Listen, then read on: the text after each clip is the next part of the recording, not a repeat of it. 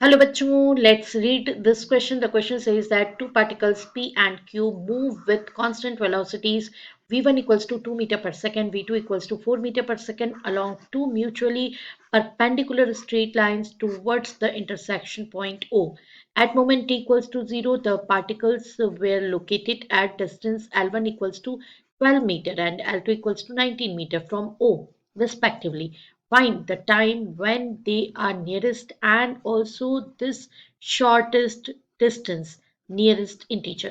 तो आइए बच्चों डिस्कस कर लेते हैं की कंसेप्ट और हम जान लेते हैं कि यहाँ पर हमें कौन कौन सी जो बेसिक चीज़ें हैं वो यूज़ करनी पड़ेंगी। देखिए हमारा बेसिक नॉलेज तो ये हमको यूज़ करना पड़ेगा। जैसा क्वेश्चन में भी गिवन है कि पार्टिकल्स जो हैं वो म्यूचुअली परपेंडिकुलर जो लाइंस हैं उन पर चल रहे हैं और ये इंटरसेक्शन पॉइंट हम मान लेते हैं ओ है। तो टूवर्ड्स इंटरसेक्शन पॉइंट चल रहे हैं मतलब कुछ इस तरह से चल रहे हैं। तो ये सपोज कर लेते हैं V2 वेलोसिटी से मतलब 4 मीटर पर सेकेंड वेलोसिटी से ट्रैवल करा है एंड ये V1 इक्वल्स टू 2 मीटर पर सेकेंड वेलोसिटी से ये ट्रैवल करा है and this is intersection point. L1 L2 given है, सपोज ये L1 और इधर की तरफ ये L2। तो ऑब्वियसली कुछ टाइम में ये ट्रैवल करके इंटरसेक्शन पॉइंट की तरफ मूव ऑन करेंगे। तो हमें जो भी कैलकुलेशंस करना है उसमें वेक्टर एनालिसिस भी हमारा इंपॉर्टेंट होगा क्योंकि वेक्टर अगर दो वेक्टर्स हैं और दो वेक्टर्स एक दूसरे के परपेंडिकुलर हैं, सपोज फॉर एग्जांपल अगर मेरे पास एक वेक्टर ए है और एक वेक्टर मेरे पास बी है and they are perpendicular to each other 90 पे हैं, तो उनका रिजल्टेंट फाइंड आउट करने के लिए अगर मैं ट्रायंगुलर लॉ लगा भी दूँ तो मेरा आर इक्वल्स टू होगा root of A square plus B square plus 2ab और कॉस जब मैं थीटा लेने जाऊंगी तो कॉस 90 लेना पड़ेगा। ऑब्वियसली कॉस 90 हमारा कितना हो जाएगा, जीरो हो जाएगा। तो यहाँ पे आर इक्वल्स टू कितना हो जाएगा, root of A square plus B square हो जाएगा। तो हमें ये ध्यान रखना है। अब देखते हैं सॉल्यूशन। तो बच्चों जैसा कि हमने डायग्राम बना लिया है, डिस्कस कर लिया है, तो एक बार और यहाँ पर क्या है, तो ये v1 वेलोसिटी से एक पार्टिकल इधर ट्रैवल कर रहा है और दूसरा जो है वो v2 वेलोसिटी से इधर ट्रैवल कर रहा है। ये point of intersection o and अगर ये कुछ हम मान लें कि यहाँ तक का डिस्टेंस जो है वो L1 है और यहाँ से सपोज यहाँ तक का डिस्टेंस जो है वो L2 है। तो ये तो ट्रैवल कर रहे हैं ना, तो ये आगे बढ़ जाएंगे कुछ मतलब टाइम में। तो वो कितना आगे बढ़े हैं तो हम पहले तो सपोज कर लेते हैं कि 30 सेकंड के बाद हम स्टडी कर रहे हैं। तो सपोज आफ्टर टाइम टी उनके बीच का सेपरेशन कितना होगा, the separation be X, right.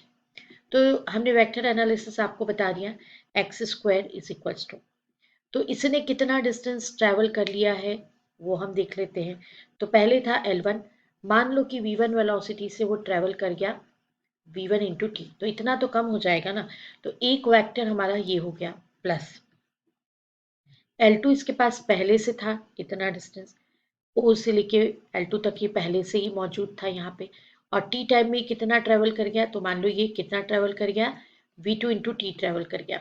तो इतना हम माइनस कर देंगे V2 इंटू टी, इसका स्क्वायर, ये भी एक फैक्टर है। और दोनों के बीच का एंगल कितना है 90, तो कॉस 90 जीरो हो जाएगा। तो एक्स स्क्वायर की वैल्यू हमारे पास ये आ गई। नाउ डिफरेंशिएटिंग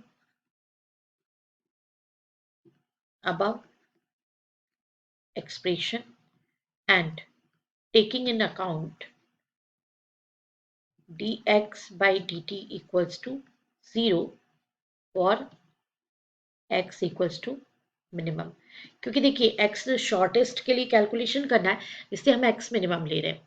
तो इसको डिफरेंशिएट करने जा रहे हैं, तो ये कितना हो जाएगा हमारा 2x dx is equals to sorry dx by dt is equals to 2 L1 minus V1t and coefficient यहाँ पर आएगा minus V1 plus 2 L2 minus V2t, coefficient यहाँ पे आएगा माइनस V2। ये तो हम जीरो पुट कर देंगे dx by dt, तो ये टर्म हमारी जीरो हो गई। ये सारे टूज जो हैं 2 और 2 ये सब एडजस्ट हो गए, तो हमारा वैल्यू इसका आया L1 V1 plus L2 V2, क्योंकि देखिए ये L1 और ये मतलब V1, ये हम माइनस साइन यहाँ पर जो आ रहा है, और यहाँ पे L2 और ये V2, तो माइनस साइन को मैं यहाँ पे कॉमन ले रही हूँ, राइट। L1 V1 फिर L2 V2, ठीक। एंड ये माइनस माइनस प्लस हो जाएगा, तो प्लस और टी इसमें कॉमन निकल जाएगा, तो टी कॉमन ले लेते हैं, V1 square plus V2 square. अब हम इसको सॉल्व कर लेंगे, तो देयरफॉर हमारे पास यहाँ से टी का वैल्यू कितना आ जाएगा, टी इक्वल्स टू हमारे पास आएगा L1 V1 plus L2 V2 divided by V1 square plus V2 square. तो टी का कैलकुलेशन यहाँ से हो जाएगा, वैल्यूज पुट कर देंगे हम। टी इक्वल्स टू L1 हमें गिवन है 12, V1 गिवन है 2, L2 गिवन है 19, V2 गिवन है 4 and divided by 2 square plus 4 square. तो बच्चों जब आप इसको सॉल्व करेंगे then you will get 24 plus 76 divided by 4 plus 16, और it is 100 by 20 and finally 5। तो t इक्वल्स टू हमारे पास आ गया 5 सेकेंड। अब जैसा हमने आपको बताया था कि x का कैलकुलेशन हमें करना है, तो x कैलकुलेट कर लेंगे, x इज इक्वल्स टू हो जाएगा रूट ऑफ। अब फर्स्ट वाला जो डिस्टेंस ट्रेवल हुआ है, डिस्प्लेसमेंट, वो कितना ट्रेवल हुआ है आफ्टर टाइम t, ये L1 में से V1 t माइनस हो गया, तो ये एक वेक्टर जो डिस्प्लेसमेंट वेक्टर है वो ये आ गया। सेकंड L2 तो प्रीवियसली था t टाइम के बाद कितना कम हो गया, वो V2t कम हो गया, तो इतना आ जाएगा। अब वैल्यू पुट कर दीजिए, इसमें सारे वैल्यूज आपके पास हैं। L1 है 12, इसका है 2 into 5 square plus L2 that is 19 minus 4 into 5 square, finally क्या आएगा आपके पास 2 स्क्वायर प्लस माइनस 1 स्क्वायर। तो x is equals to root of 5 that is equals to 2.23 metre, और हमें नियरेस्ट बोला है तो नियरेस्ट हम ले सकते हैं 2 मीटर। सो x का वैल्यू 2 मीटर आ रहा है और टाइम का वैल्यू आ रहा है 5 second. So this is final answer. I hope you understood it well. Best of luck. Thank you.